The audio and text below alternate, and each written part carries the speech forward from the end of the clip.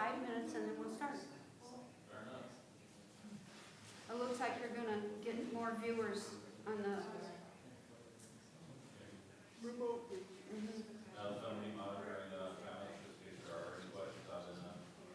Z can. We'll ask him.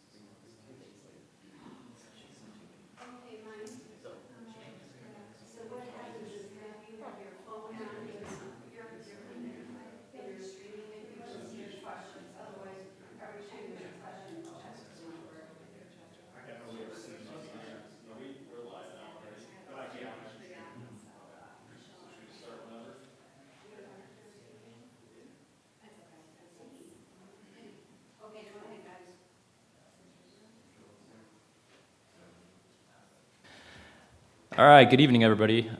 Welcome to the City of Portage Public Safety Town Hall meeting. I'm Chief Candiano. Chief Candiano of the Portage Police Department. With me I have Captain Mark Monks, who runs our Patrol Division, and I have Sergeant Rob Maynard, who's our Public Information Officer. So kind of informal, we're going to go through a history of the kind of a breakdown of the police department, some of the things that we do, kind of how we're organized, and give out some tips on safety, some things like that, and then if there's any questions, we'll go ahead and try to answer those. I think we're going to go first, but I'll go ahead and turn over to the fire department for a sec so they can introduce themselves. Good evening, Assistant Chief Kevin DeYoung with Portage Fire Department. Along with me tonight is Battalion Chief Teresa Yanovitz and Battalion Chief Chris Creel. Same thing, they're going to go through their stuff, turn it over to us, we'll go through ours, and then as a group we can answer questions when we're all done. All right then. So the Portage Police Department is comprised of 70 officers. With that, we have the Patrol Division, which are the officers that you probably most often see out there.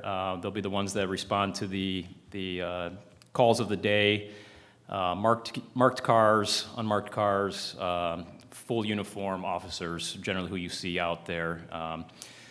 We have 3 separate shifts that we run throughout the day, essentially days, afternoons, and midnights. And on those crews, we have a breakdown of supervisors. So we have lieutenants, sergeants, and corporals, and then patrol officers that are out there during the shifts. We also have our detective bureau, which handles all the investigations. So as the day goes and the patrol officers take the reports, if it's something that needs follow-up or something that they can't solve during that time period, then it gets sent to the detective bureau, and they do the follow-ups on that. We also have the administration team, which Mark and I are a part of, handle all the administrative activities, the scheduling, training, managing the fleet, all those different things. And then obviously, as I stated before, Sergeant Maynard handles a lot of our public information stuff. So he's generally the one answering the questions on Facebook, putting out the information on there, coordinates a lot of the community involvement, things that we do out in the community, drunk driving task force. I'm probably missing a lot. There's a lot of things that he does that interacts with the community. After that, we have, so other than the officers assigned to the patrol and detective administration, we have 2 officers who work as school resource officers that are assigned essentially full-time to the schools, and then we also supplement that with some part-timers. And then lastly, we have 2 officers that are working for narcotics units that are kind of detached out to the Porter County Sheriff's Department, there's officers from the majority of the departments in the Porter County area, and it's a task force out there. So we have 2 officers that are on that. So those are pretty much all the assignments that we have essentially with our department, and then we have some specialties within the department, but all of the people that are on those specialties are assigned to one of these divisions.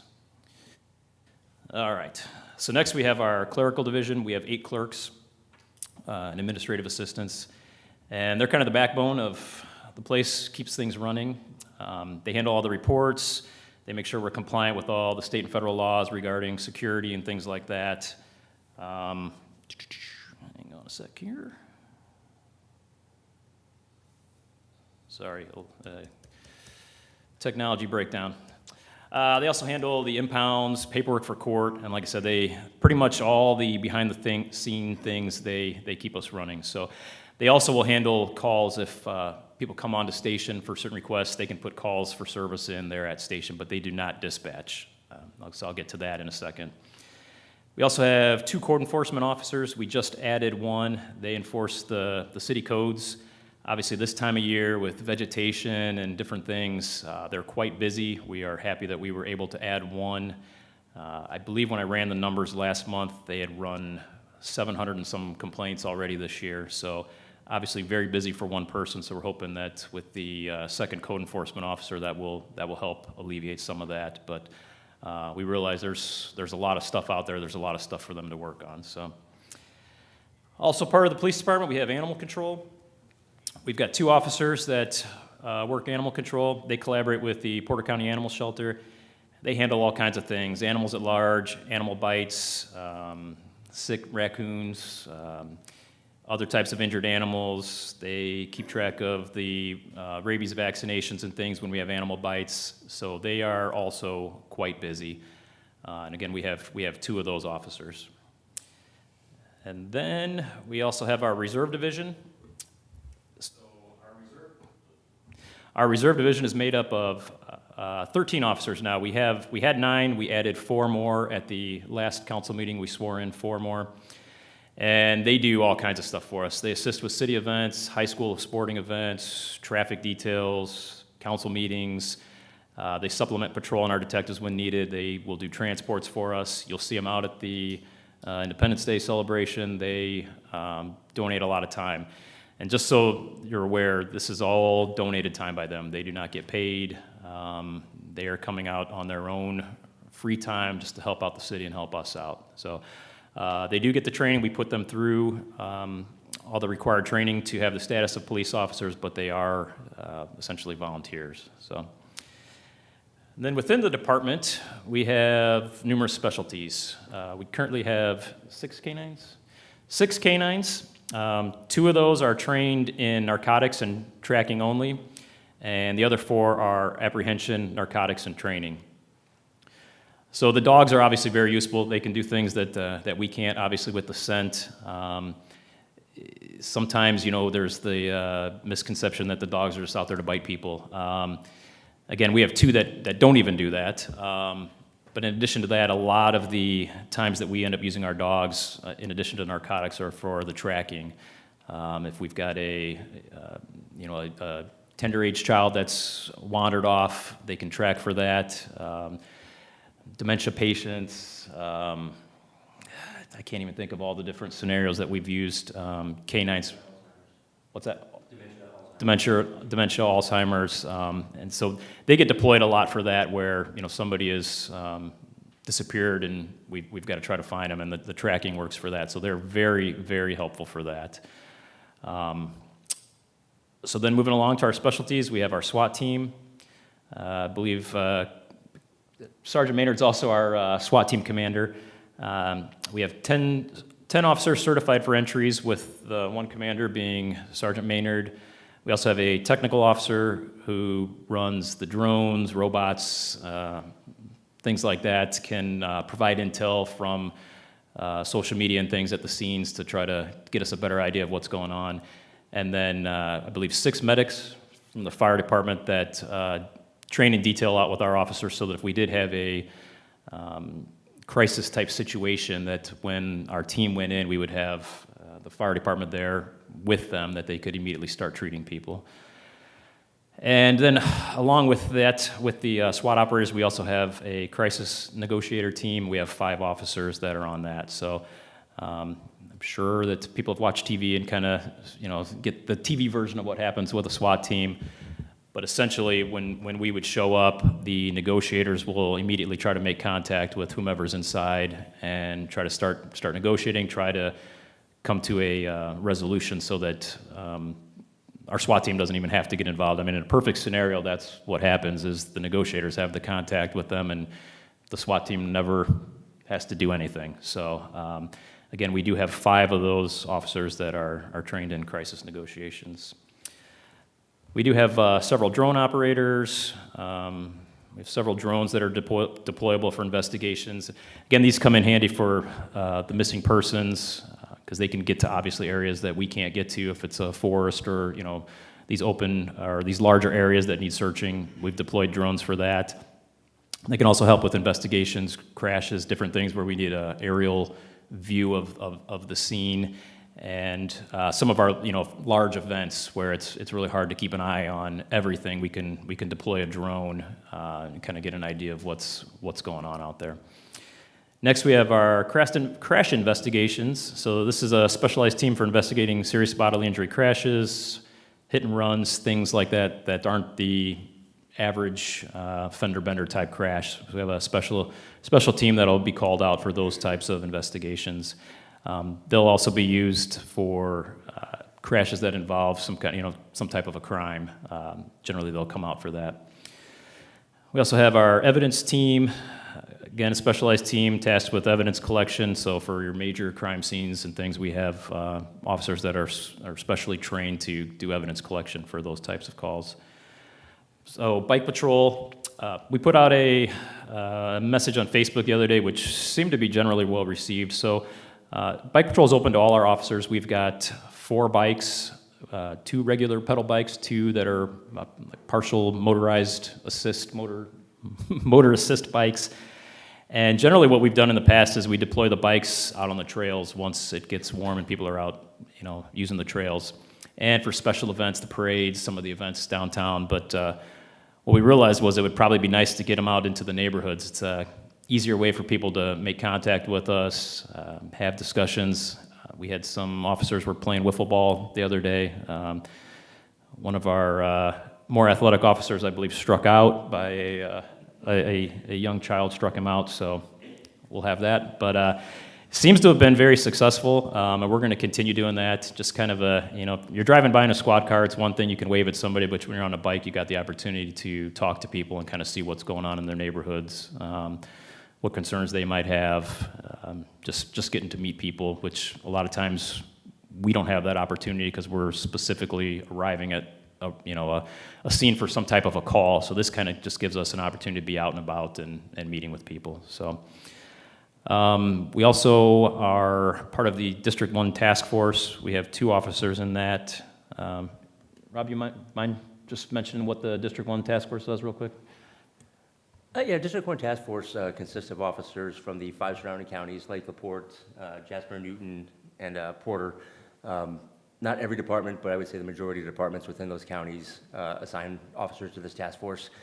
And the concept at creation of the team was that if there were some sort of large-scale event, whether it be a natural disaster or a terrorist event, that team of, I think we're running around 40 officers on it now who have some specialty training working in hazmat environments. They can respond to that and basically take that community that's in duress, let those officers go home, tend to their families, and then we take over law enforcement operations for that entire community.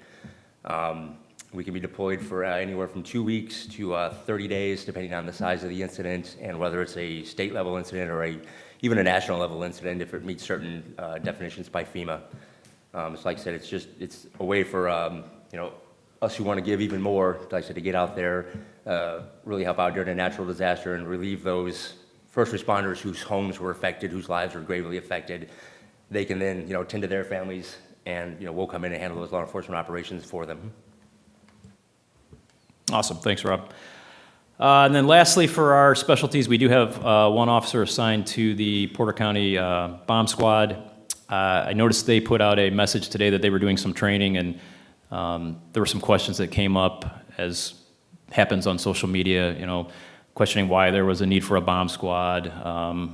Some people were concerned that it was a waste of money and things like that.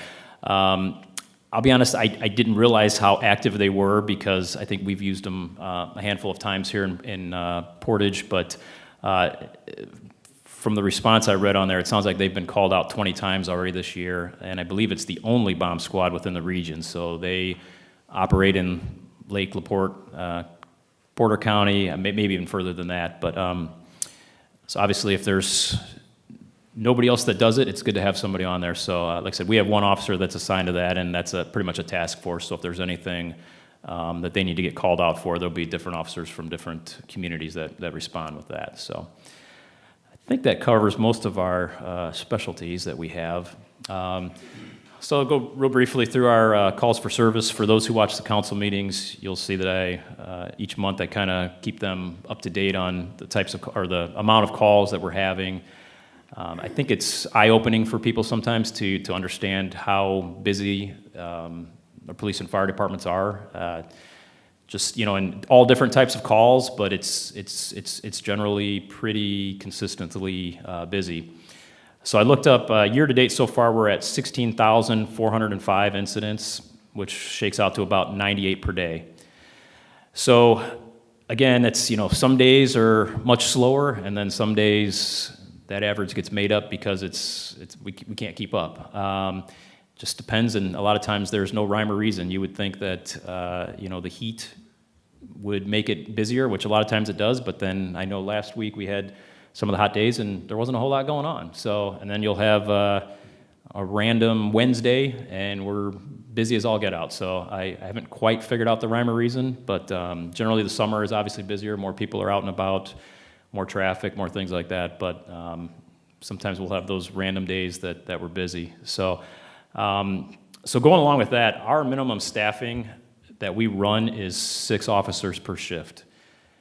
So that's when we get into vacation times and training and things, that we have to have at least 6, but there are plenty of times where we only have 6.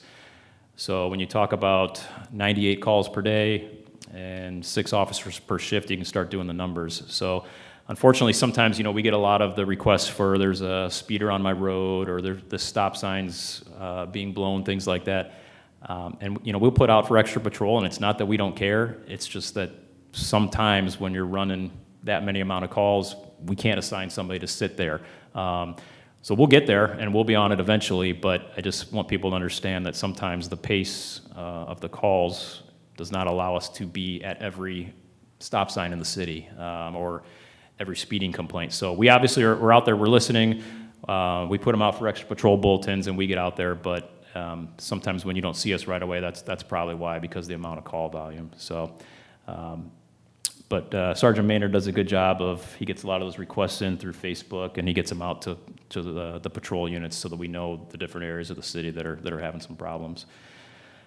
So you talk about calls for service. We deal with everything.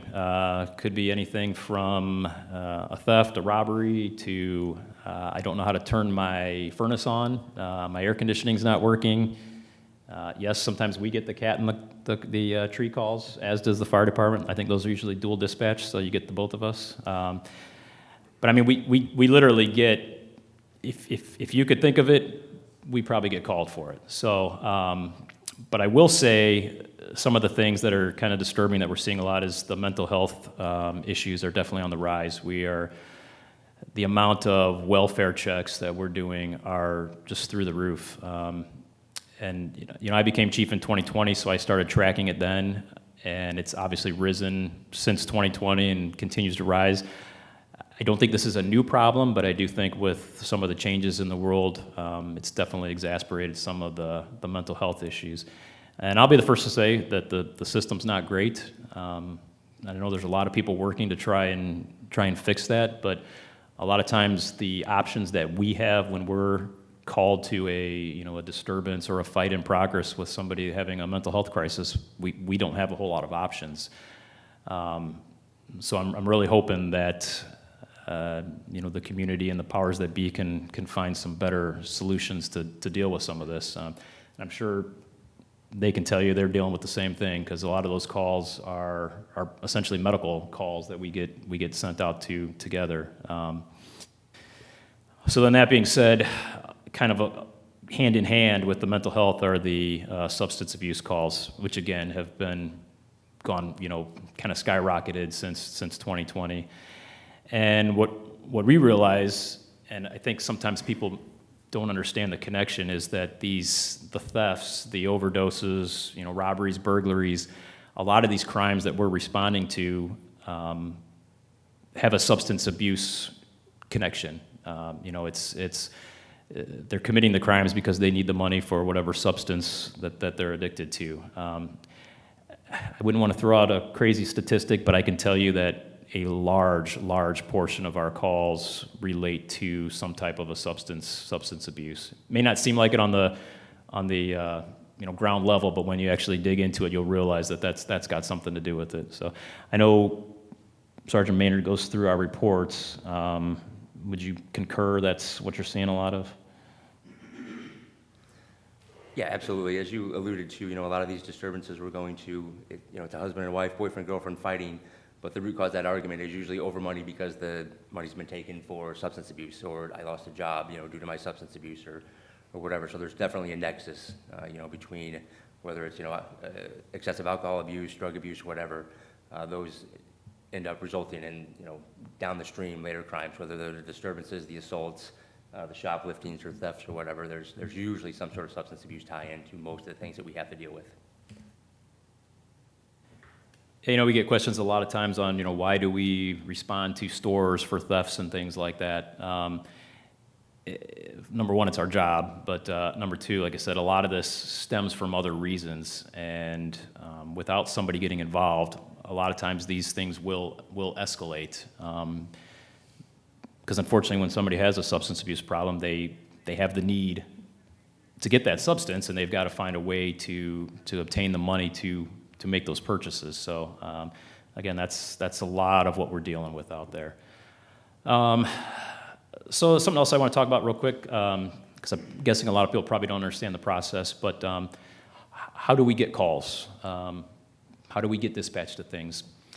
So the way that we get our calls is either through 911 or through the non-emergency line. Is essentially the calls will be directed to the dispatch center, which is out in Valparaiso.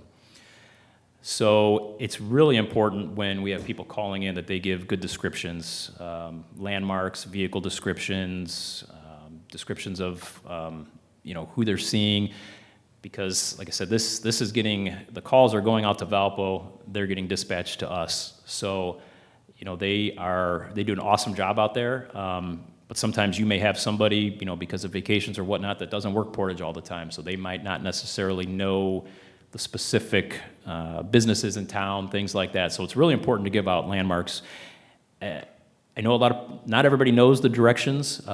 North is the lake. So kind of I always try to remember things, which doesn't work out if I go other places in the country, because there's no Lake Michigan. But so I just tell my wife, go north.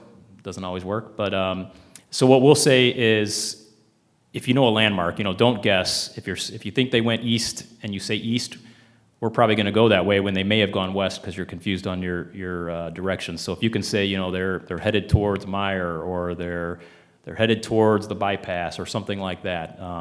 So if you're calling in with information, just try to give us good information so that we know what we're looking for.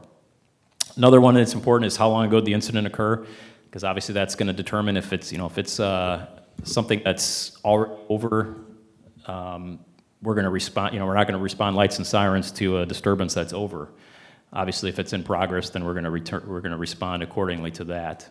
And then just the last thing is trying to understand the mindset of how we are when we arrive on scene. The only information that we're getting is what's coming from the caller. So whatever they give us, that's what we see on our screen, and that's what's told to us. And I'll tell you, a lot of times it's unknowns. which is sometimes why we may arrive at a scene and have to make a decision on what's happening before we're even there. Obviously, once we get on scene, we can figure out what's happening, but we only have the information that's given, and so a lot of times we'll get somewhere and somebody will be upset. Why did you don't know what's happened, or why are you talking to me? I'm not the suspect. I'm the victim. And again, it's just whatever information the caller gives us, we don't have any access to any more until we get there. So, which is a lot of times why we have to arrive and then try to start investigating and figure out what's going on. But sometimes it takes a couple minutes to really figure out what's going on. So that's just a little bit about dispatch.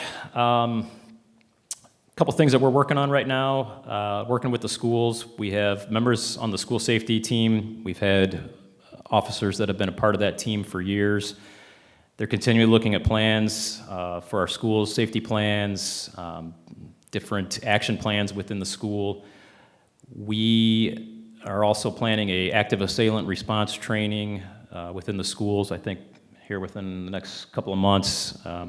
Something we've done in the past, but obviously something that needs to be refreshed as we hire new officers. Some questions that'll probably arise. We've always trained to immediately enter the school and address the threat. That's the way we trained when I was a school resource officer there. That's the way we trained when I was in patrol, and that's the way we train now. So I know there's definitely some questions that have come up from recent events, and I can't speak for what another department's doing, but I can tell you that that's the way that we've always trained and will continue to train.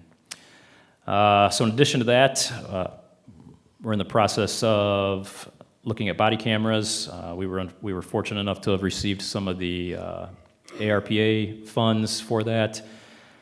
I think a lot of people don't realize the cost of body cams. It's hundreds and hundreds of thousands of dollars, and I can tell you that in the two and a half plus years that I've been doing this, we have been actively researching it and trying to get them. The officers want them, the community wants them. It was just a matter of paying for it, which I think now we've got the route to do that. So we are knee-deep in the middle of looking at the different options and trying to get that program going here pretty soon. So that is something that we're working on. Another thing I want to talk about real quick are the flock cameras. I spoke about them at the council meeting, but for those who weren't aware, these are the cameras that are at some of the major intersections here within Porter County and specifically Portage.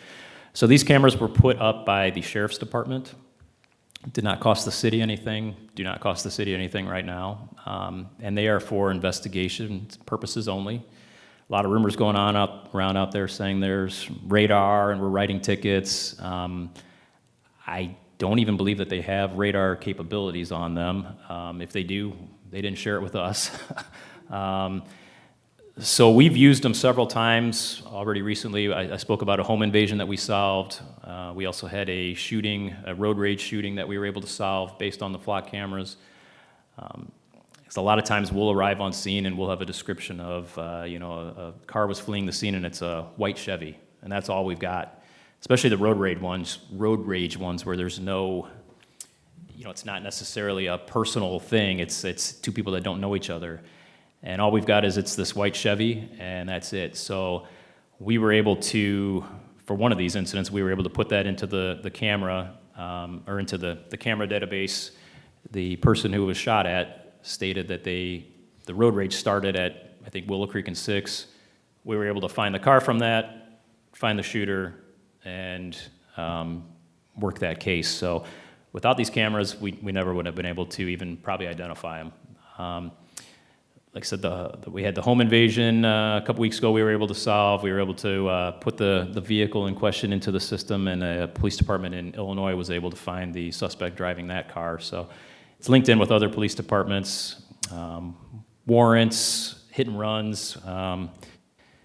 We had a hit and run crash last October, I believe it was, that was very difficult for us to solve, which our detective bureau did a heck of a job and ended up solving it, but with the use of the cameras, we probably would have been able to solve it that night because we had somewhat of a description and a direction of travel. So again, I think they're going to be great for investigations. We're not writing tickets based on them. If somebody claims they've gotten a ticket based on one, I challenge you to call us and let us know, because didn't happen. So I just hope that eases some people's concerns about those. So another thing we're working on is we are rewriting our rules and regulations. Obviously, a lot of things have happened over the last couple years, and policies and procedures for police departments have changed. And so we are working on getting all of ours officially in line with state and federal standards and things. A lot of our stuff, as things have changed, we've discussed them with, like chief mandates and things that we put out, but we're officially getting our rules and regs up to date now. So it's a long process, but another reason to thank the city for coming up with some money for that, because that was it's a project that is quite deep. So again, I spoke about the bike patrol. We're out there doing that. One of the big things we're trying to do in addition to that is community engagement. I think the number I gave out the last council meeting was 17 times, give or take, this year that we've participated in some kind of engagement with the community, whether it's coffee with a cop or programs at the YMCA or you name it. If there's an organization that's having something and they invite us, we're there. So again, that's another opportunity for us to kind of just get out, mingle with the community, and on a situation that's not a call. So we embrace those types of situations. So if you're interested in having us at something, give Sergeant Maynard a call. And lastly, we've been working on for the last year and a half or so, de-escalation training. We've been working out at the MAC with some of the programs that they have out there, and just really working through some of that training of how to deal with mental illness and all these different situations that we're encountering these days. So, all right, a couple more things, and then I'll let you guys talk. Another hot topic in the city in the last couple of months has been the ARPA funds. So we were given funding for the following. We purchased 5 new cars, which are getting upfitted right now, or I believe they're up at the upfitter right now. We should be getting those back to us within a month or so. As with everything else in the world right now, there's delays on parts and things, but we should be getting those back soon. We ordered 30 new AEDs so that the majority of our patrol officers will have an AED in the car. It just makes sense, with us being out and about, mobile in the city, and having different zones that our officers are assigned to. More often than not, we're going to arrive at a medical call a little quicker than they do because they're coming from certain stations. So to be able to get those in each car is just it's a huge benefit for us. We're planning on spending some money on some SWAT vests that are currently expired. So that's freed up this has given us the ability to get those back up to date. Again, I spoke about the body cams. That's where the money's coming from for that.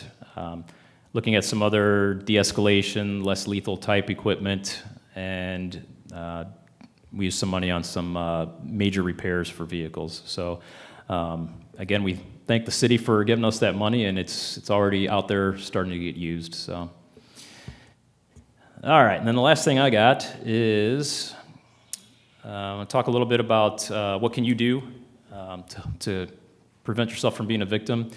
So in addition with the substance abuse type stuff that we were talking about, a lot of our crimes are just results of opportunity. Unlocked cars, unlocked homes, unsecured garages, things like that. Unfortunately, pretty much wherever you live these days, you got to lock your doors at night, you got to lock your cars. I'd love to say that's not the way it is, but I think it is everywhere. And it's not necessarily a reflection on your city, it's just a reflection of the world these days. Don't leave firearms, electronics, other valuables unsecured and in plain sight, because if they're in a car, there's likelihood that somebody will try to get those out. And again, a lot of those thefts from vehicles and things that we see are from just unlocked cars. Going along with that, leaving your purse unattended in shopping carts. Unfortunately, we've been getting a lot of those from some of the bigger stores. If you've got something in your cart like that of value, make sure that you're keeping it close to you, because unfortunately people are grabbing those and taking off. And then one of the big ones, fraud cases are huge right now. Don't give out your personal information to people you don't know. There's so many people a lot of them are coming from other countries where they're getting a hold of your information. They have a small amount of your information. They're getting your phone number and they're scamming people out of large sums of money. And I'll tell you, these are really difficult to investigate because there's usually, fake names, fake phone numbers. A lot of times, like I said, they're coming from other countries. And unfortunately, we've had some people that were scammed out of some pretty decent dollar amounts. So just make sure that, if you're giving any of that information, that you're positive on who you're speaking to. If it's a legitimate business or something that needs it, they're probably going to jump through all the hoops that you make them jump through to get it. So just be very careful of that. Another thing, going back to the old see something, say something, I think we kind of need to get past the days of, it's not our business to get involved in. It amazes me sometimes how we'll arrive at a scene where it's a pretty chaotic scene and we maybe got one call, or when we get there, people say they don't want to be involved. You've seen a lot of violence in the world in the last couple weeks, obviously, and unfortunately, a lot of reports come out afterward that somebody saw something on the internet that concerned them, or they heard somebody say something, or they saw some suspicious activity, but unfortunately, it wasn't reported because either they believe that somebody else is going to, or they just don't want to get involved. I think I've kind of said what our numbers are and what we're doing, and so we can't see and hear everything, unfortunately, so we need to be good neighbors and look out for each other, and if there's things that seem off, call us. The worst thing you can do is we come out and we meet you and turns out to be nothing and we go about our business, but I would hate to be the person who didn't call and then know something that happened. It's kind of the adage that we used to say in the school with school safety is, it doesn't hurt to let us know and look into it. So I think that's about all I've got. The only other thing I'll say is I've had some questions recently about, concerns if you're out and about shopping and things. What can you do to help protect yourself? Biggest thing I'll say is be aware of your surroundings. Make sure you know where the exits, entrances are, especially if it's a place you don't visit often. Just have an idea of how you would get out if something would happen. I know it's a terrible thing that we have to think about something like that this day, but unfortunately that's where we're at. So, I would just make sure you know where to get in, where to get out, and just be aware of the people around you, and that's about it. So, all right, I'll turn it over to you guys, and then if there's any questions, we can go back and hit those. So.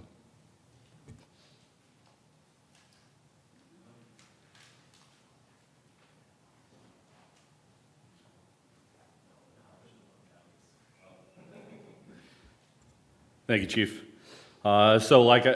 Just like Chief Candiano, I'm going to start off with a little bit of a description of our department. Portage Fire Department has 64 uniformed personnel. Of those 64, 4 of us are day admins, so we work Monday through Friday. That would be Chief Wilkening, myself, Assistant Chief of Fire Operations, Chief Kodacek, who is Assistant Chief of EMS, and then Chief Kender, who is our Inspections Chief, does code enforcement and stuff like that. The rest of the 60 personnel work 24, 48-hour shifts, so they get in, most of them, our battalion chiefs work 7 a.m. to 7 a.m. The rest of our crews work 8 a.m. to 8 a.m. That allows them to come in an hour early to get stuff set up, make sure everything on the schedule is good to go, make sure everybody is where they need to be. But they're there for then 24 hours. We run out of 3 different stations. Station 1 on 3401 Swanson. Obviously, right down the street here, we have Station 3 at 6300 Central, and then our Station 2 is at 6275 Old Porter. Out of those stations, Station 1 every day, we have Ladder 1 and Rescue 1. Out of that station, Station 2 up north, we always have Engine 2 out of Station 2 when we can, when we have the manpower to allow it. We also have Rescue 2 out of that. And then Station 3, we run Engine 3, Rescue 3, and Fire 5, which is our battalion chief vehicle, our command vehicle out of that station.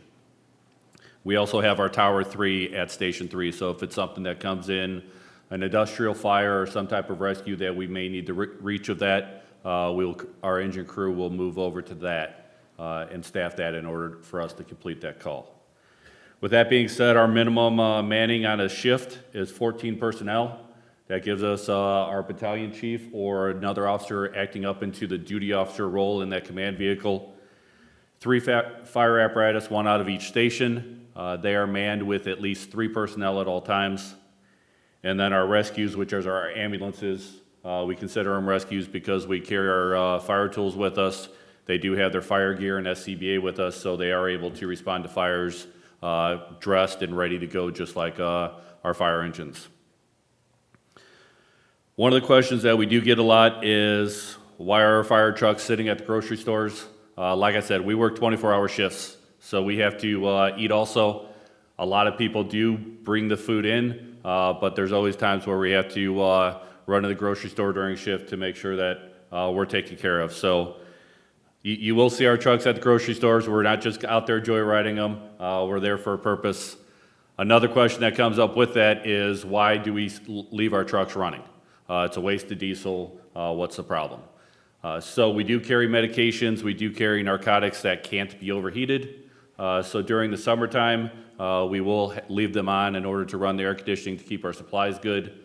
And then obviously in the wintertime, we can't let them freeze. So we have to have it run in order to keep our medication safe. And also in the winter, our fire pumps, which obviously have water in them, they'll freeze up and they'll cause a lot of damage. So we have to run that truck and keep that water circulating to keep our trucks safe. We also are asked at times, why do we send our fire trucks on EMS calls? We are an ALS department, meaning Advanced Life Support. We have at least 1 paramedic on every one of our apparatus at all times. Our fire trucks have all the equipment that our ambulances do. We have the heart monitors, the narcotics, all our other medications on our fire trucks that we do on our ambulances. So you can run a complete call out of the back of one of our trucks without a problem. The only thing you can't do is transport, obviously. But they're all supplied. With that being said, our critical patients, we obviously want as many people on scene as possible to take care of our people. So we'll send, if it's chest pain, difficulty breathing, anything that we need a bunch of hands on deck, we obviously are going to send our ambulance and our fire truck to have at least 5 people on scene. Because there's a lot of stuff that needs to be done very quickly to stabilize that patient before we can transport. Our paramedic license is required by every new hire. We're required to be an EMT when we're hired. We then, within their first 3 years, send them to paramedic school. That paramedic school is advanced training. It's college level training. It's a requirement. Like I said, it's getting harder and harder. Every year they're bumping up the standards. They're learning more and more medications and more about the body, having to write reports and stuff like that. So paramedic school is something that is very difficult on them, but we do help them through. We have a lot of paramedics on our department that help them through that. We also have quite a few specialty teams. Dive team, we have 12 personnel on the dive team. Our dive team has 3 different units. They have Marine 1, which is our fireboat that's in the marina from about April till November. It is not only a dive response boat, it also has a fire pump on it to allow us to, if we're by our waterway, we can supply our fire trucks with water, or if it's a fire out on the water, we can fight that fire directly from the boat. When we did have the Isaac Walton fire a few years ago, actually it's been a little longer than that, we actually had the fireboat out there spraying water to help us alleviate that from the ditch. So like I said, 12 personnel there. On top of Marine 1, they have Marine 2, which is our jet ski. It allows us to get to people in distress a lot quicker than with the boat. With the boat obviously being in the marina, it's a very large boat, so our operators, it takes a little while to maneuver that through. So with our jet ski, we're able to get there quicker and get somebody out there to help them, hopefully a little bit faster depending on the situation. The other unit they have is Marine 3, which is our apparatus. It carries dive equipment for like ice rescue in inland waterways to help us respond. Anytime Porter County has a dive call out, they call out all the dive teams, including ours. So it's not just a team that just supports city. We help around the county and actually out to LaPorte County, because we are the only dive team with a boat in a marina ready to go at all times. So Battalion Chief Crail will talk a little bit more about water safety and dive a little bit later. He is our liaison to the dive team. He was a dive team leader prior to being promoted to battalion chief. As Chief Candiano said, we do have that button is hard. We do have 6 medics that are on the SWAT team. Our medics obviously have to be paramedics to be on the team, because we need to be able to care for, it's not just us we're taking care of. If something should happen to a victim or something like that, obviously they're there for that.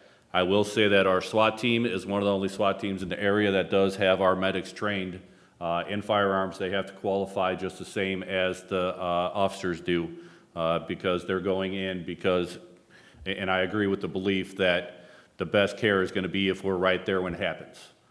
So obviously our medics being right there with them, if something should happen, we're able to pull them to a safe area and start taking care of them right then.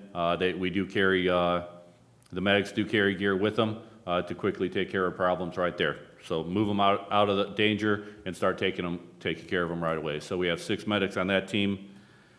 As far as hazmat team, Portage doesn't have its own hazmat team. We do have people trained to hazmat technician level, and they are on the county team.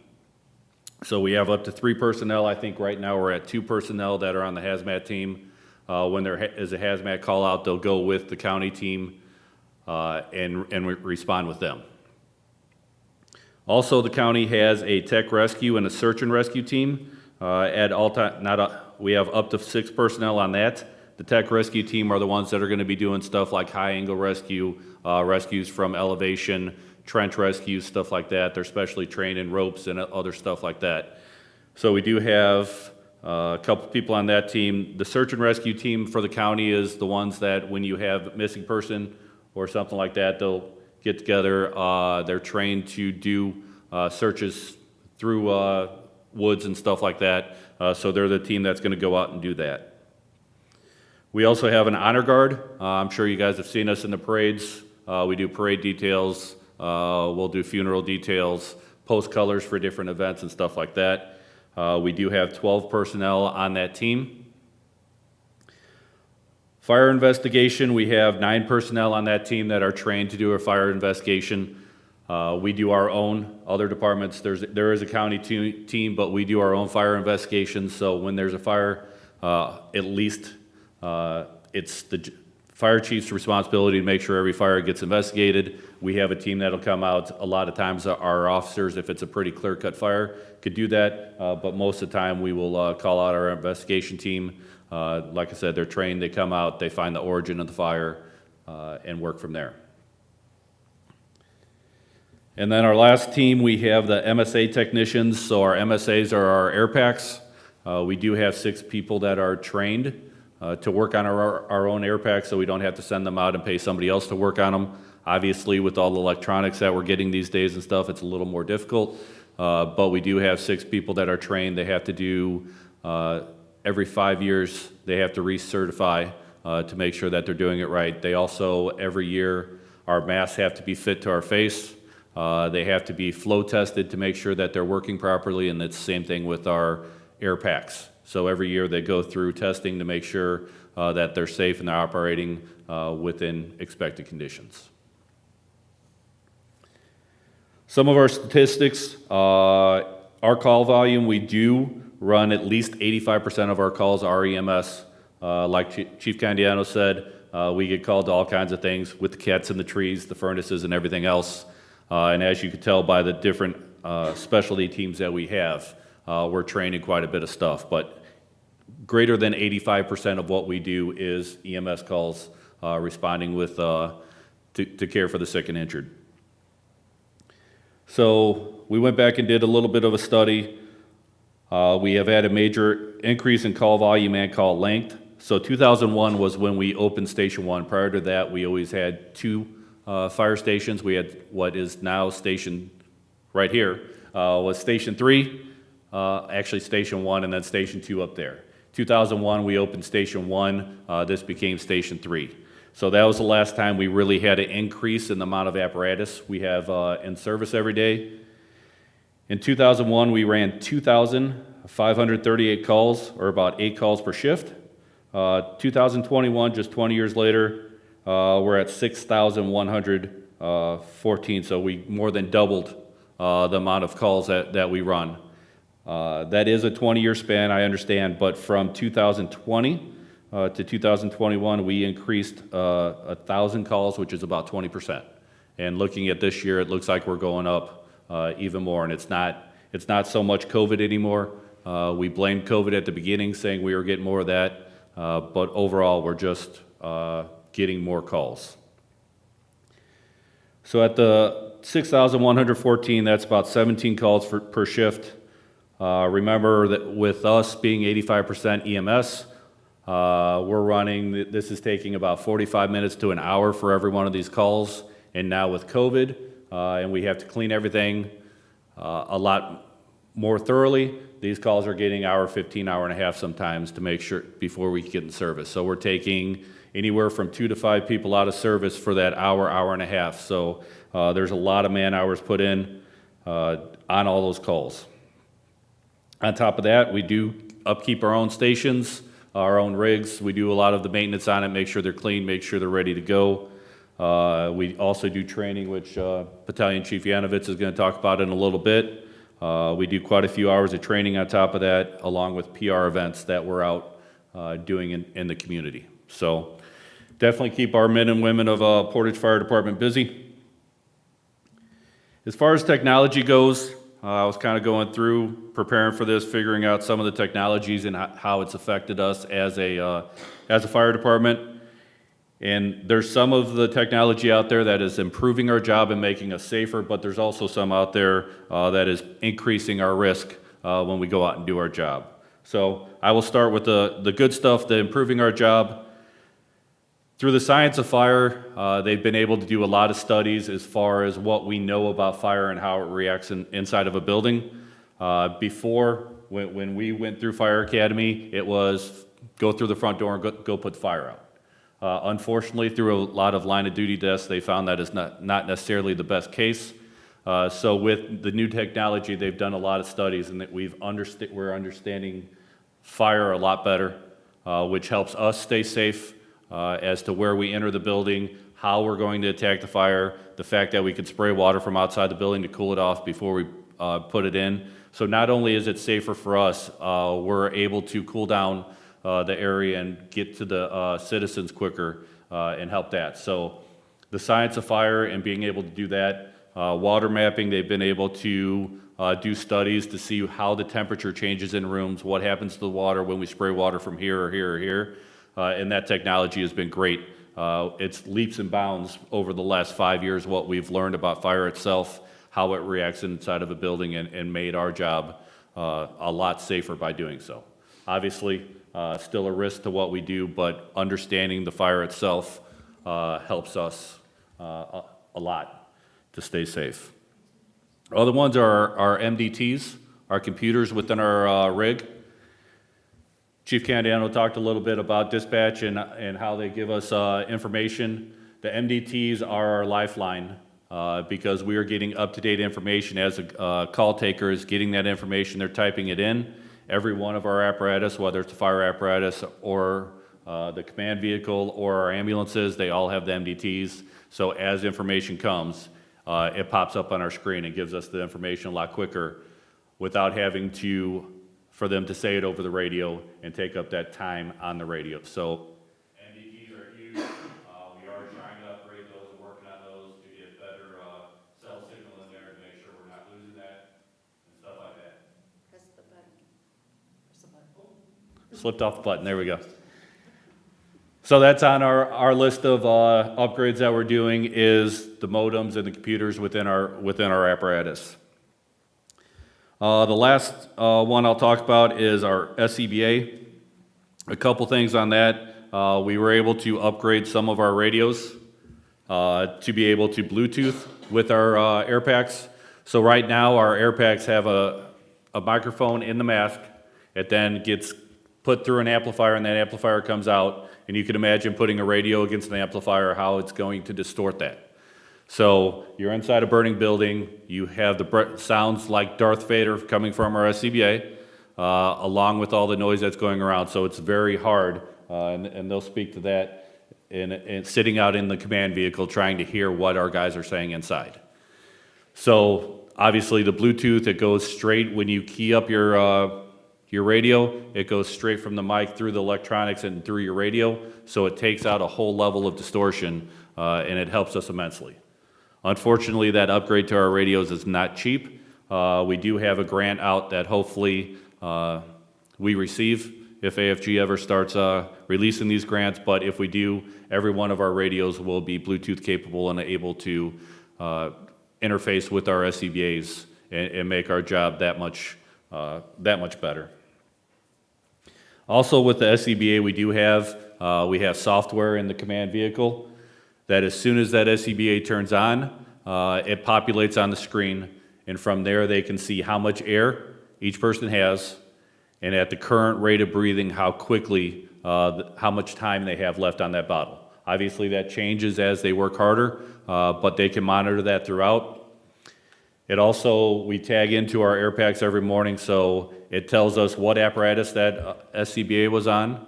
It also tells us what personnel is in that Scba. So we can see their name, how much air they have, how much time they have left on that air.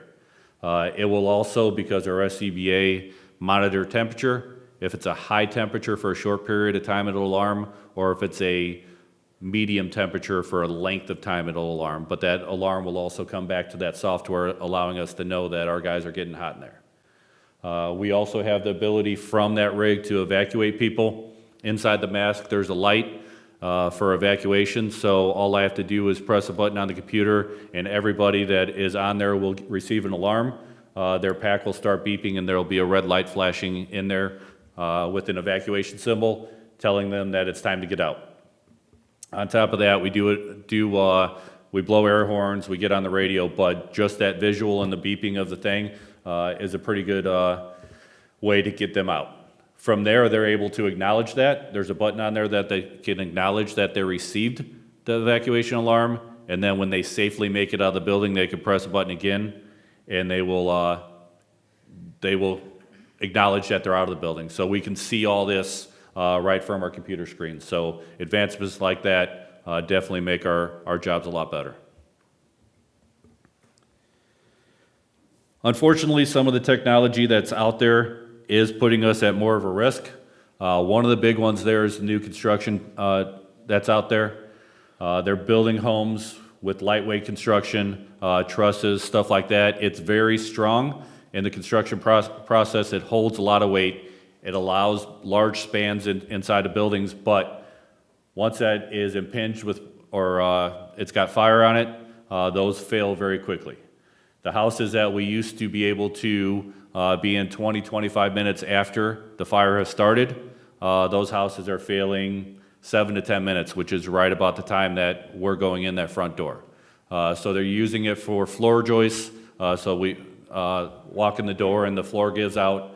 They're using it for roofs and everything like that. So it's great for construction. It's cheaper construction, cheaper for the homeowner or the home builder. So it makes it a lot more affordable, but it makes it a lot more dangerous once it is under fire conditions.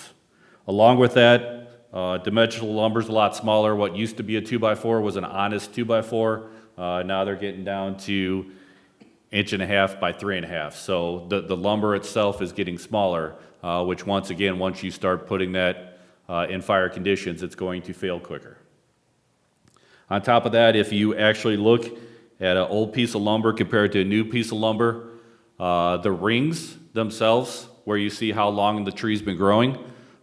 In the old lumber, those were very close together, so that wood was very dense. What they're doing now is they're accelerating growing the trees so they can then harvest it for lumber. So the rings are further apart, making them less dense and actually, once again, fail quicker under fire. So those things are definitely putting us at risk. And then the furniture that we're going into, I mean, in the old days, we'd go in, everything was made out of cotton, everything was made out of wood.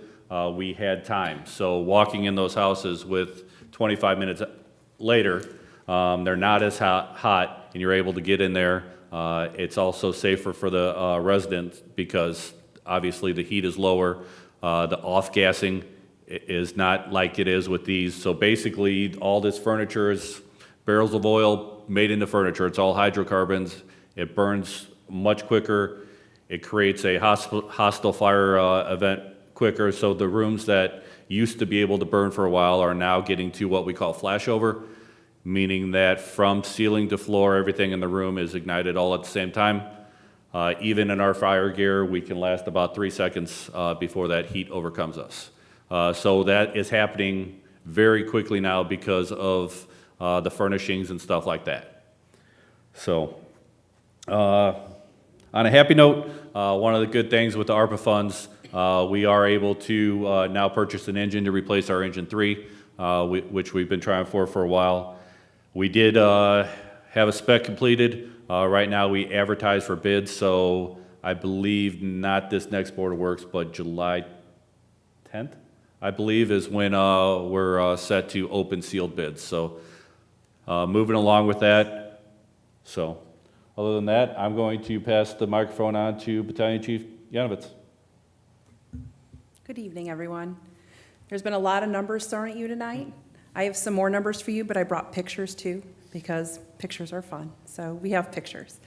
I'm going to talk to you a little bit about the training that we do at the Portage Fire Department. I know you see us driving down the road and we have all this fancy equipment and these shiny vehicles and all this shiny stuff we bring in these boats and jet skis. But in order to use those and have the personnel trained, we put a lot of hours into those. Just on duty, we have approximately 10,000 hours of training annually that we do at the Portage Fire Department. We have to keep track of our training hours because we report to ISO, which helps to get us our rating as a city, which helps to get us money as well, and you guys to get money off of your homeowner's insurance. So if we have a terrible rating, it does hurt you, so we try our best to have a good rating.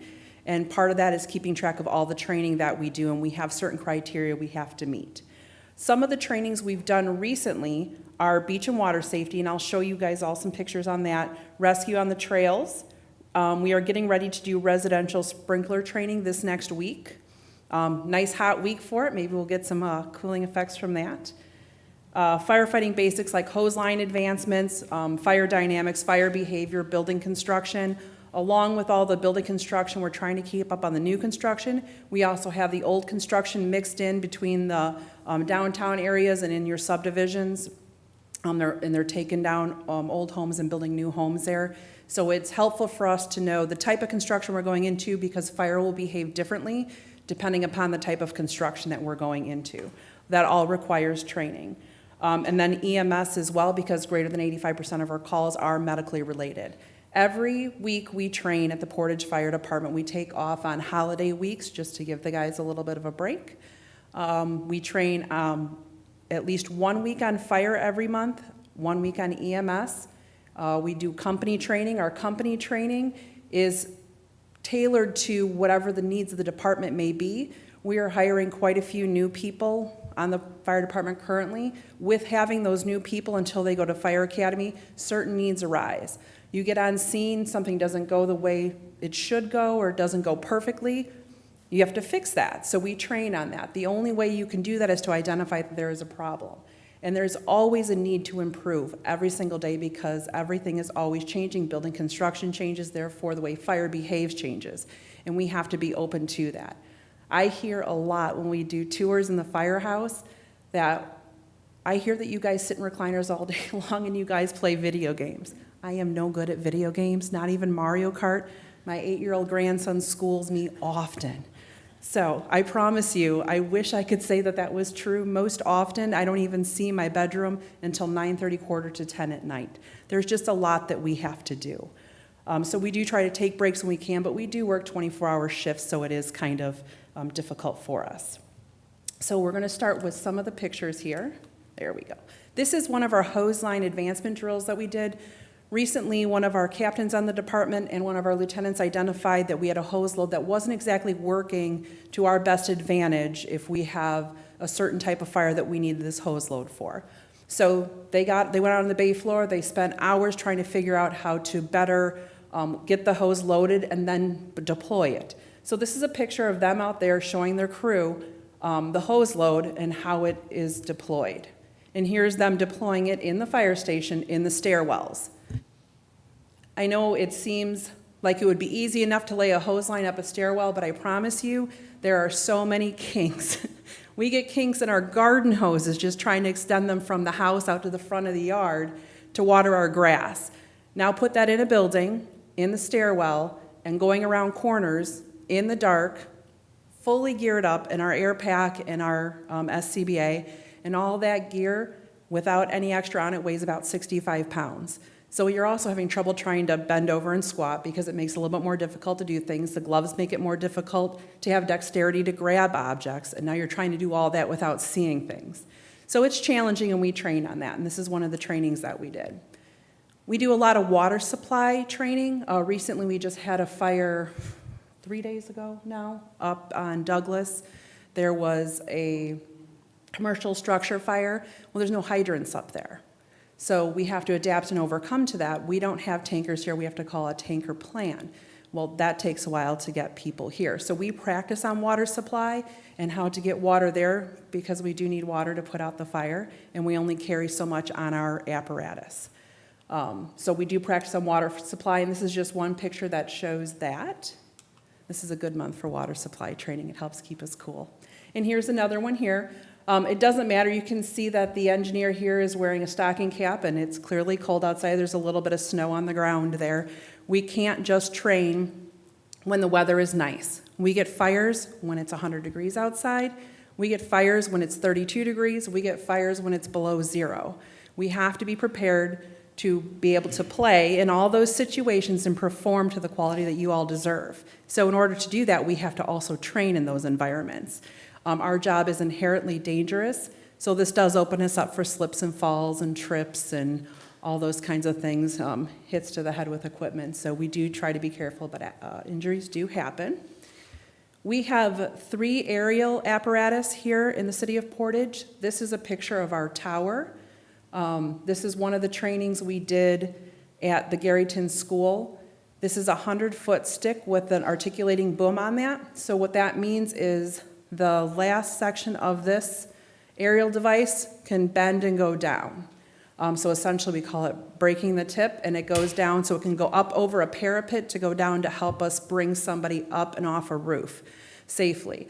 I know it doesn't seem like a lot, but when you put an aerial ladder or any ladder to the roof, and then you have to get off there, like at Texas Roadhouse, and there's this huge parapet at 5'5", which is a really cute height. I almost have to hang off the tip and drop and pray I don't break an ankle or sprain a knee or something in all that gear. So having this piece of equipment is absolutely invaluable to the city. It's one of the resources we do send out to our mutual aid departments because, again, we're one of the few departments that has that capability. So we do training on that, right? We actually enjoy training. We're that breed. And it's fun. So we take this out, you're given a scenario, here's your truck, go to work, do this. And then you come up with all kinds of different ideas on, well, we could do this, or let's try this, because when you guys call us, the last thing you want is us there trying to figure it out. So we try to anticipate that at all times. We're those people at night when we're laying in bed, after we've had a big incident, or if we saw another city had a big incident, we're laying there going, well, what would I have done? Or what could I have done better? And could we have done this? And then that becomes company training. And that's how that portion of our training is born. The 2 other aerial devices we have are quints. So they have operations to do more than just the aerial ladder, but it's just a straight stick. So it does have the capability for a rescue to go up into a window, and it also has a nozzle on the end for spraying water into a building. We can also put it up to a window, attach hose to it, and then pump off there to the hose line into an elevated story. So we have multiple stories here in the city of Portage. We also do service the mills, and a lot of those buildings are really tall. The old Beta Steel, which is MLNK now, is 110 feet, and I know that because they had a fire up there in their roof multiple years ago, and we couldn't reach it with the tower, and we had to climb up in there.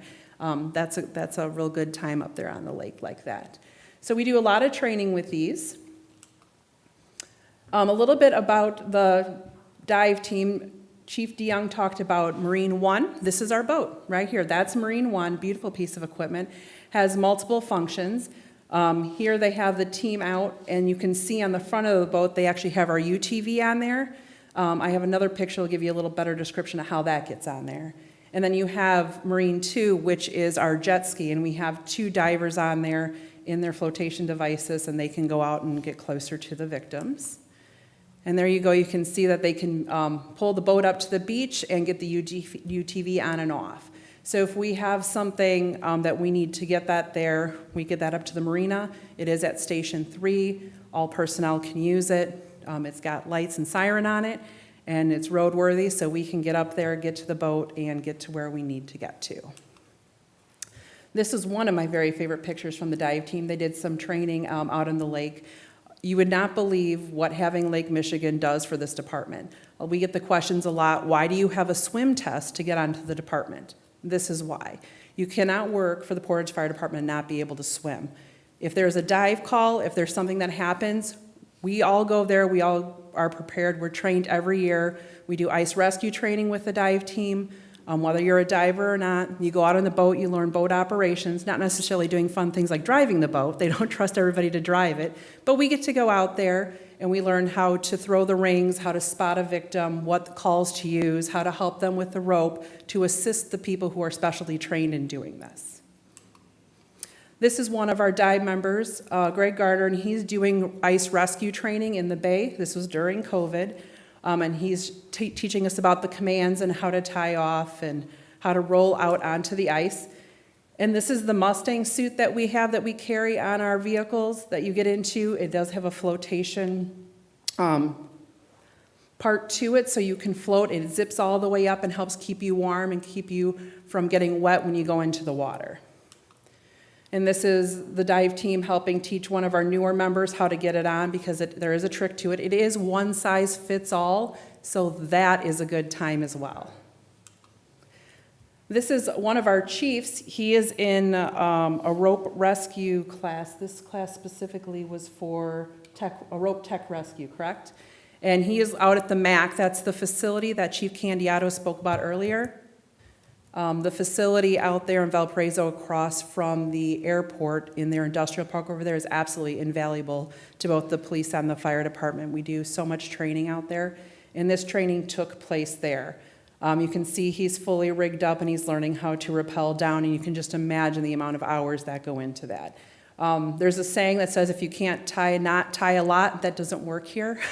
We can't do that, so you have to be really good with the ropes. This is actually BC Crail. He's rappelling down in this class, all rigged up. And this is also him. He does smile. He does have a good sense of humor. And he's just saying hi, hanging off the edge there. You got to be pretty brave to stand up that tall and lean back and trust what you just tied off to is going to hold. That's confidence. Here they are lifting a victim, a simulated victim, of course. Trying to rescue them. Again, we do service the mills. We recently had to go help somebody get off a boat that could not help us, and we had to use our equipment that we have and our on-duty personnel to be able to remove that person from a ship. So we do have ships that we're going into. We do have high-angle places where people go up there and they get injured or they have a medical emergency, and we have to be high up in the air. And we may not be able to use stairs to get there or stairs to get them down. It's just not quite that easy. A lot of these trainings too are not done on duty. These are people that go off duty on their own time that aren't getting paid anything to go train so that we can better serve you. And this was one of those classes. A group of us went and took a forcible entry class, how to better get into certain types of doors that would give us a little bit of difficulty, and sometimes how to do that as just one person instead of needing 2 or 3 to get in. And this is just one of the small props that we were working on. This is one of our officers here using a K-12 device, which is a big heavy saw, rotary saw, and he's cutting carriage bolt heads off. We use saws for many different reasons to get into businesses. Here we are getting into what is a prop for a door for a commercial structure. And cutting garage doors. Believe it or not, there is actually a technique to cutting a garage door open. It is not as simple as it looks, I promise you. People think just cut through it and make a hole. I promise it does not work that way. We have a fire academy that we send all of our recruits to if they've not been through the career academy. Currently, Chief Crail, the last 3 years, has been the lead instructor for that class. Prior to that, Assistant Chief DeYoung was the lead instructor for 5 years. The recruits go to class for 11 weeks, which equates to 440 hours of training that they go to just to earn their certifications for hazardous material awareness, hazardous material operations, firefighter 1 and firefighter 2, and then tech rescue awareness. They have written tests that they have to take, they have homework that they have to complete, and then there's skills that they have to complete as well.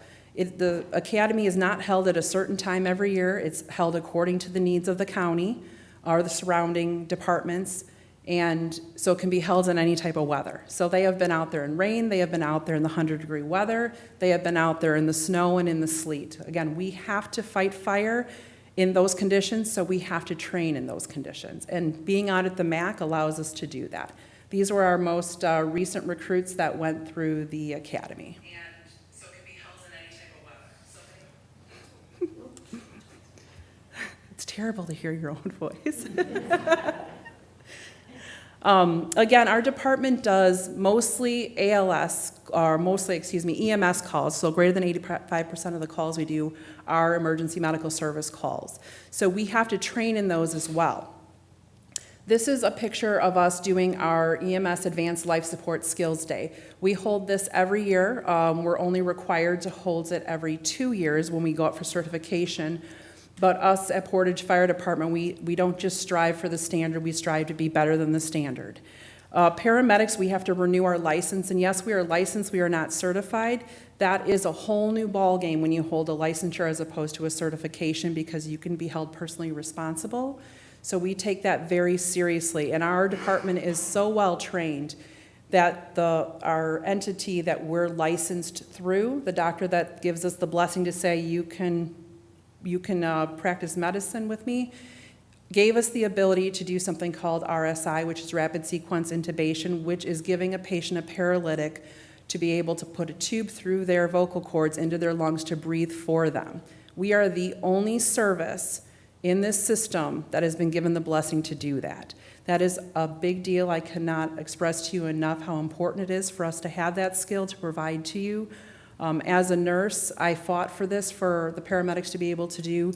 You have nothing but the best and most qualified paramedics taking care of you in this city. Every 2 years, the paramedics have to recertify through the state of Indiana. Just some of the stuff that they have to do that, this is the minimum, and they always do more. They have to do a minimum of 16 hours in airway breathing and cardiology. There we go. 8 hours in medical emergencies, 6 hours in trauma, 16 hours in obstetrics and pediatrics, 2 hours in your operations, which includes hazmat, and then an additional 24 hours in any category, but 12 of those have to be in audit and review. So what audit and review is, there's nobody who's a bigger critic than yourself. Well, then you have to take your report and give it to the people at Portage Fire Department, and we critique each other. We try to keep everything good and trained at our department. And again, you can't get better if you don't look at the situations you could have been better in. So we try to do that in the fire service and on EMS. We do the advanced life support skills every year. Some of those skills include assessing a patient with a medical emergency, running a full cardiac situation, identifying your cardiac rhythms on the monitor and then treating them, hooking up all the gadgets and gizmos that we use that are in our pretty shiny ambulances, cardiac care in general, and then IV therapy, so starting IVs, giving bolus doses, giving medications, making sure we know the right drugs that we're giving them the appropriate way. What are the side effects to those drugs? Because you can't just, oh, they have a cold, take this drug. No, you have to know what that drug is going to do to their body or to the medications they're already taking. We also train on putting needles into bones. I know that sounds barbaric, but we have yet to hit a patient complain about that, so that's a good thing. It is one of those things we use in a life-saving situation. It's not our first go-to, but it is definitely a necessity.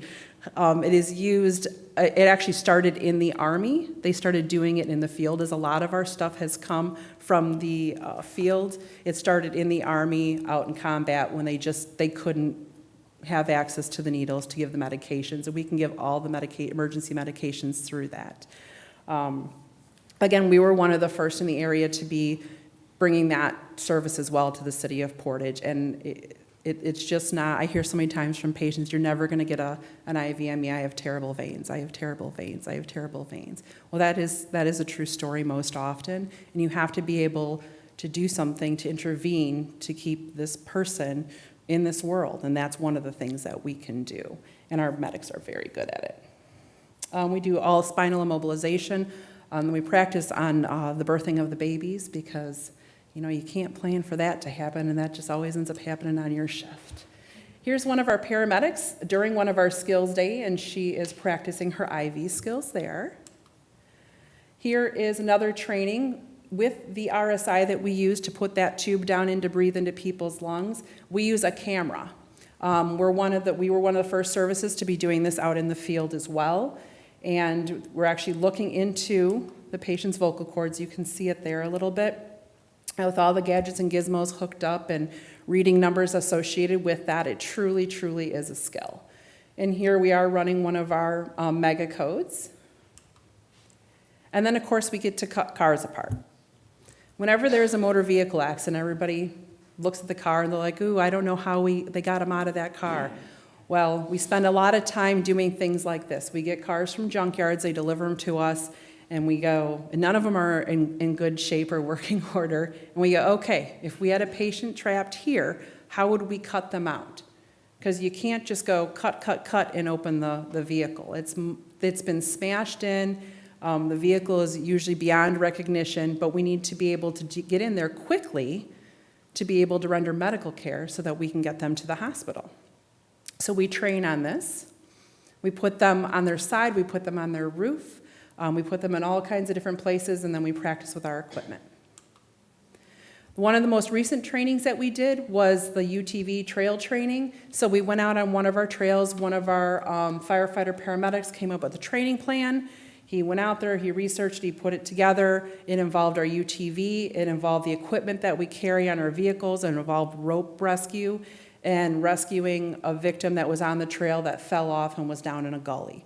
We have a lot of those in Portage, if you weren't aware. Here they are, taking our Stokes basket down there to try and get to them. They're lowering all their equipment down. And you can see how many of them it takes just to get that equipment down there. All that stuff is heavy, and again, you're on the steep incline, and then they pulled up the victim.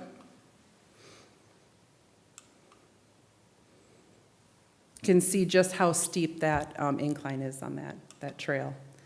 That's just a little bit about the training that we do here. Like I said, this next week we are getting ready to do residential sprinkler training. We're pretty excited about that. We have an outside agency coming in to go over that with us. Our trainings are on Tuesday, Wednesdays, and Thursdays. So when you see us out and about and we're spraying water on the grass, and we're not actually watering the grass, that's just a happy side effect. We're doing some sort of training. We also have coming up at the MAC on August 27th from 10 a.m. to 2 p.m. they are doing a First Responders Appreciation Day. So if you would like a good understanding of what we do at the fire department, of what the police officers do, the SWAT teams, we will be out there. Come on out. Check everything out. Check out the facility. It's going to be a really good time. There'll be food and everything out there, so please come visit us.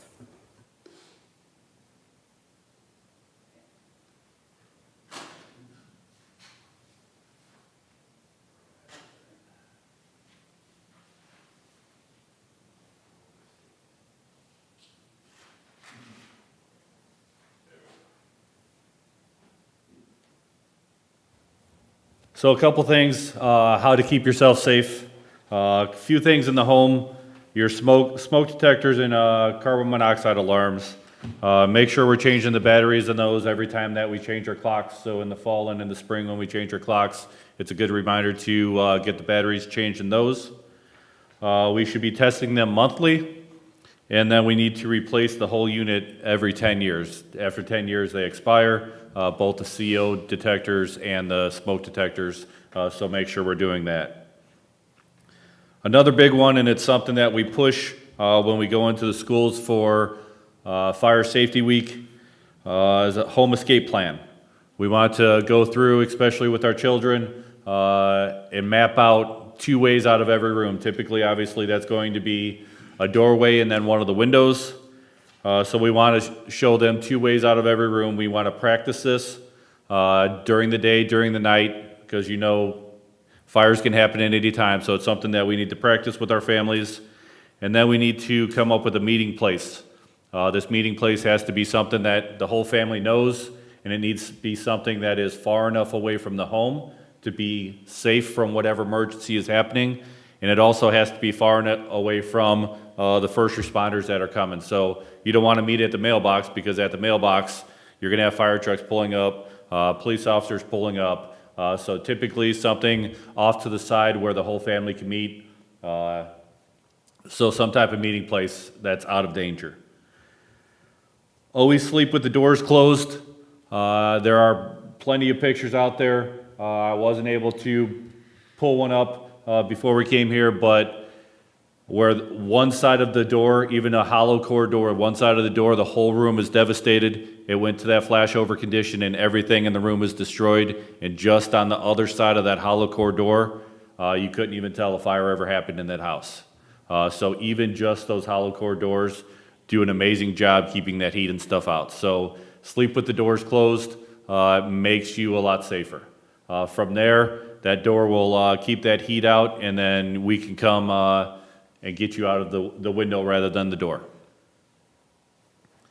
As far as cooking safety goes, obviously never leave the stove unattended, especially if you have kids and pets. Both of them are very good at knocking over hot pots, stuff like that. When you are cooking on the stove, turn the handles of the pots into, don't have them sticking out of the stove where somebody could walk by, bump that, and end up getting themselves burned. If you do have pets or children, put safety knobs on the stove, because we have had instances where fires or gas leaks happen because the dog wanted to jump up and get something off the stove, hit the handle, either turn the stove on or start the gas going. As far as some grill safety, don't place your grill against the home. Make sure it's far enough away from the home. If you're using charcoal, don't use that charcoal on a wood deck that may catch fire. And then make sure that charcoal is completely out before you leave that unattended. We do see a lot of fires that are started because of grills, both gas and charcoal. Bicycle safety, always wear your helmets, obey all traffic signals, and never wear headphones. You can listen to music in one ear, but don't use headphones because then you're not able to hear approaching cars or anything like that. With that being said, we do have Bicycle Rodeo coming up on July 30th. Follow us on Facebook and you'll see time and place for that. But July 30th, we do have Bicycle Rodeo where we do give out size and give out helmets to the children. We teach about bike safety. We have a whole course set up with yield signs and stop signs and everything to teach them all about bike safety and obeying the traffic laws. So July 30th, put it on your calendar. One more thing that I'll talk about, then I'll turn it over to Chief Creel. Trail safety. Obviously, in Portage, we have a lot of trails at the beaches throughout the city. Make sure if you're out walking on the trails, bring water to stay hydrated, especially when it's getting hot like it is now. Pack some kind of snack such as an energy bar just in case something should happen while you're out there. Be prepared. Make sure you're wearing proper attire for the type of trail that you're walking, and be prepared for possible weather changes. So obviously, we live in Indiana, so it could be 100 degrees one minute and then 20 the next. So make sure you're prepared for whatever may happen as far as weather. Make sure your cell phone is charged before you head out. That way, if you should get lost, you may be able to pull it up on a map or something to help you get out, or obviously be able to call 911 so the first responders can come out and help you. So make sure your phone is charged before you head out. Another good point is to pay attention to, on our trails out here, we have the mile markers there. Pay attention to those and pay attention to some significant landmarks. That way, if something does happen and you do have to call in an emergency, you can give us a better idea of where you're at. So pay attention to those landmarks and mile markers to help us help you if we need to. Don't do trails that are above your ability level. Out at West Beach, we've got the trails that are sand and stairs. If that's above your ability level, try something a little bit simpler until you build up to that, so you don't get yourself in trouble out there with any types of injuries or overexerting yourself and getting you in trouble. And then if you can help it, don't hike alone, especially on the more advanced trails. Same thing with our mountain bike trails out there. There's a lot of hazards and obstacles out there. If you can, be with somebody else. That way, if something should happen, you have somebody there to help you and call for us for any help. So, Battalion Chief Creel, it's up to you. All right. Good evening. My portion definitely is not going to be as wordy. However, this time of year, it's definitely important. An area that I definitely, I feel that I specialize in is our water safety aspect in regards to Lake Michigan. It's been brought up before in the different aspects that we have within the fire department that we respond with. On a response level, just so the public knows, we don't just respond and jump into the water haphazardly. There's a process that we look at and a sequence that we run through when we are responding to a water safety incident. First and foremost, we try to, so the mnemonic that we use is preach, reach, throw, row, go. We're going to try and talk them out of the water first and foremost. If they can self-rescue, that is the safest for everybody. It's going to be the safest for the victim. It's going to be the safest for the rescuers coming in. If we can reach them from the shoreline using a ladder, using a stick, we have pike poles. If we can reach them from the shoreline, that's going to be our second means that we are going to try and use to save them. The third means is going to be a throw bag. We have water rescue ropes that we will throw to them. Again, this is going to be from a safe distance or from a safe location. If we can get them on a line, they're kind of like a fish at that point. We can bring them into shoreline, while it's down the line in sequence, it's still safer than putting our responders at risk. The third is going to be row. So if we have the use of a boat, an inflatable boat, we do use our Marine 1 apparatus and our Marine 2 apparatus. Those will be considered row responses, where we are using our boat response before we are actually putting, our last one is go, putting our responders in the water. That is our highest risk. We have a risk analysis that we do with every single call, not just water safety, but every call that we go on, we have a risk analysis that we run. It's instantaneous with us. That's why we train on it. That's why the police department trains on it. In public safety, you train on this risk analysis all the time. It's the hidden thing of our job that we don't talk about, that we don't have the ability to emphasize how we train on it. We just train on it, and experience gives us that ability to perform a quick risk analysis. But putting the responders in the water is the most risky. That puts us in harm's way. We are putting our responders in the exact same situation that the victims are in. So that's why we try to run through that sequence before we do put our responders in there, but we do put our responders in there when we have to, and we won't hesitate. Information that I'm going to share with you tonight comes from the Great Lakes Water Safety Consortium. Those of you that don't know, June 6th to June 10th was Beach Hazard and Water Safety Awareness Week. This information was put out through them.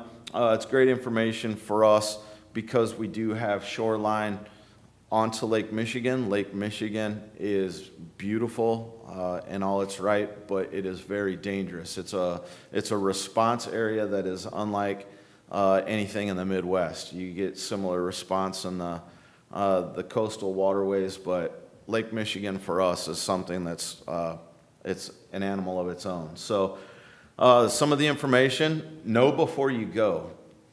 We all have smartphones. Check our weather app. If there is any wind coming out of the north, be very leery about getting into the water. Winds that come out of the north create our strong rip currents. When they create that strong rip currents, those are the currents that are taking people out. They'll sweep their legs out from under them, and they cause a big problem for us on the lakefront as a responder. So check that north wind. If there is a north wind, try not to get too deep, especially if you're not a swimmer. The other part is flip, float, and follow. A lot of people, surprisingly, will come up to Lake Michigan and they will get into Lake Michigan not knowing how to swim. It's unfortunate, but that's the reality that we live in. The bare minimum, for those of you that have children, the bare minimum that you could teach your child is how to flip over onto their back and float. Worst case scenario, if a rip current gets them, they can always flip on their back, and the rip current is eventually going to release them. Now, yes, they are going to be getting swept out to the water, but that's also at the time that 911 is being called and we're being activated. But if they can stay afloat on their back, then they can stay alive. Steer clear of the pier. If you watch the news, when the weather gets bad and there's north winds, everybody likes to go out onto the piers. They like to watch the big waves from out into the middle of the water. The unfortunate aspect of that is the waves are going to crash onto the pier. Again, it's going to potentially sweep us out into the water. All along all of those piers is large boulders. We call it riprap. Large boulders that are underneath there. They have large crevices that you could get stuck down in there, or you get swept in off of a pier and you could hit your head on the large boulders, lose consciousness, and then you now become a drowning victim. So it's very dangerous going out on the piers with inclement weather, large waves. Stay off the piers. Break the grip of the rip. This is going to be for more of the people that are strong swimmers. The rip current is going to try and take you out away from shore. If you can swim parallel to the shore, you can try and break the rip or break the grip of the rip current. Swimming sideways or parallel to the shoreline is eventually going to get you pushed back in. Once you break that grip, then the waves are going to start pushing you back into shore. So if you are a strong swimmer, try to break that grip of the rip. The other aspect of it is if you have a PFD or personal flotation device, you don't know how to swim, don't just bring it for looks, throw it on. If you're going to go in the water, put on that personal flotation device. It may not be a fashion statement, but it will save your life. That's what they're rated for. So don't just bring it, wear it. And the last thing that they have is stay dry when waves are high. Again, the waves are really going to increase and they're going to build off of a north wind. If those the waves are really crashing, yes. You can go down to the shoreline at any time when we have the large north winds, and you're going to see people surfing. They typically have wetsuits on, they're typically very strong swimmers, and they are attached to their surfboards. It doesn't necessarily make it right, but they are very well schooled in large waves. For the layperson, if the waves are high, do not go into the water. That's when the rip currents are going to rip you. Also, where those waves are crashing, they create troughs. So where the water might be knee deep at one point, you could walk a foot farther out and the water is 8 to 10 feet. Because where the waves are crashing, if you think about it, they're coming up and over, they're creating a trough where the sand is getting washed out and pushed back out to the depth. And then on the other side of that trough, there's going to be another sandbar. And there could be multiple troughs depending on the wave height and the wind strength. So in regards to water safety, that's all I have. Just be very safe, be very careful, and call early. All right. A lot of information there. Does anybody out there have any questions?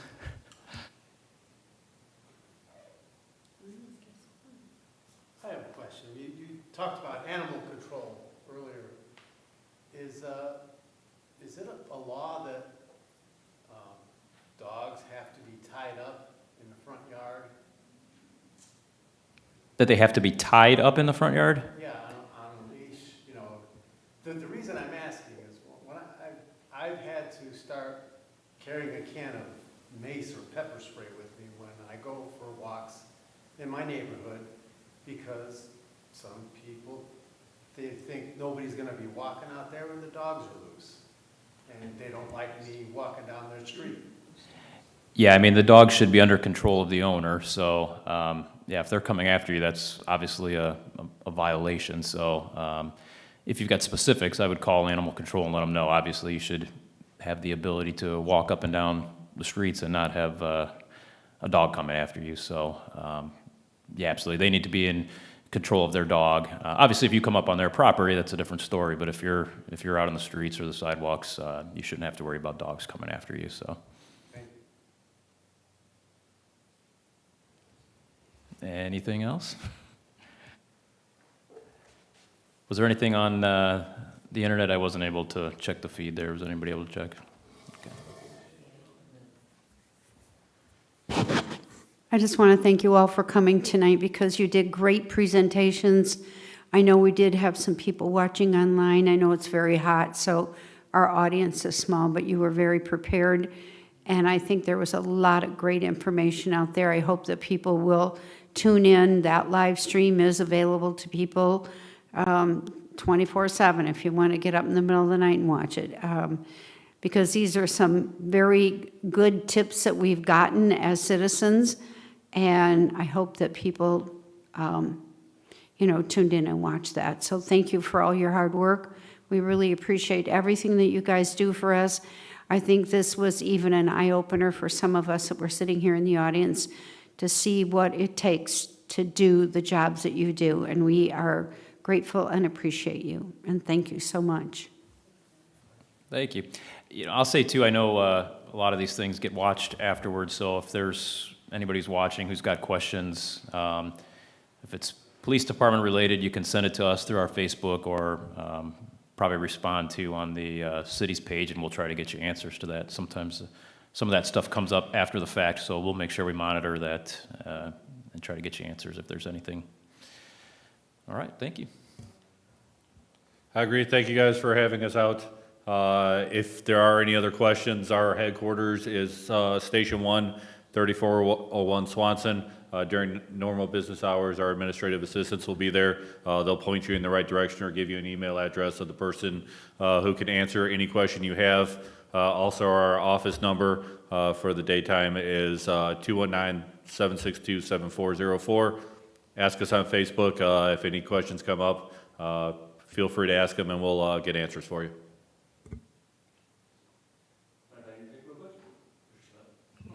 push the button. A great resource for our citizens who may not know it, and I use it constantly because there's a lot out there. The city of Portage a company maintains a webpage for us called MuniCode. So if you look up MuniCode, MUNICODE, Portage, Indiana, it's all of our city ordinances. And just a quick search for me, because I wasn't too familiar with it myself. I haven't been working the road in a long time with this nice office job I got. But in regards to your question, all animals must be in a completely fenced-in yard or under the immediate control of a leash by their owner. So yes, if an animal is in its unfenced yard and not leashed, that would be a violation of the city ordinance.